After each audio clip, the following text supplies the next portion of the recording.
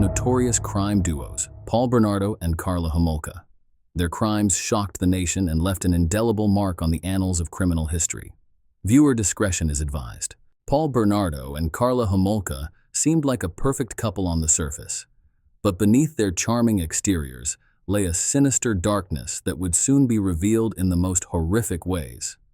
Bernardo was born on August 27, 1964, in Scarborough, Ontario. Despite a seemingly normal upbringing, Paul harbored a sadistic side that began to surface during his teenage years. By the late 1980s, he was known as the Scarborough Rapist, terrorizing the community with a series of brutal sexual assaults. Karla Homolka was born on May 4, 1970 in Port Credit, Ontario, and later moved to St. Catharines. Karla was known as a bright and attractive young woman with a love for animals and a seemingly normal life. However, her meeting with Bernardo in October 1987 would change everything. Paul and Karla met at a hotel restaurant in Toronto. The attraction was instant and intense. Paul found in Karla a willing participant for his dark desires, and Karla, infatuated with Paul, was eager to please him, no matter the cost. In December 1990, their sadistic partnership reached new heights.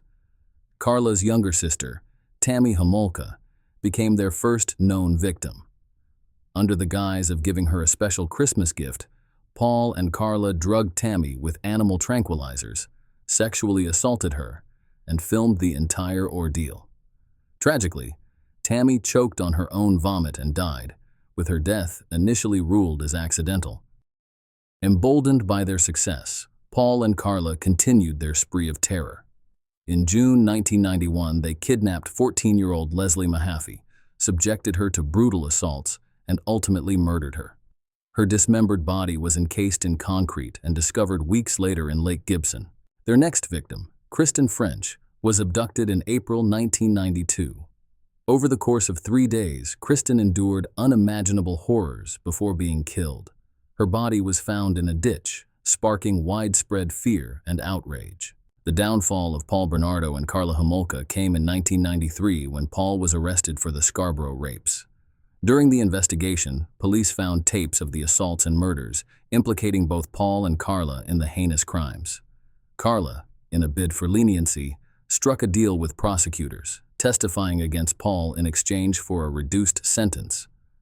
Bernardo was convicted of numerous charges, including the murders of Leslie Mahaffy and Kristen, and was sentenced to life imprisonment without the possibility of parole.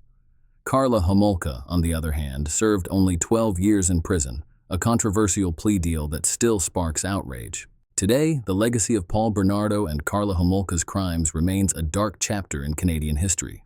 Their story serves as a grim reminder of the depths of human depravity and the lasting impact of their actions on the victims' families and the community.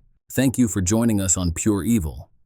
If you found this story compelling, please like, share, and subscribe for more true crime stories. Until next time, stay safe, stay vigilant, and always be careful of who you trust.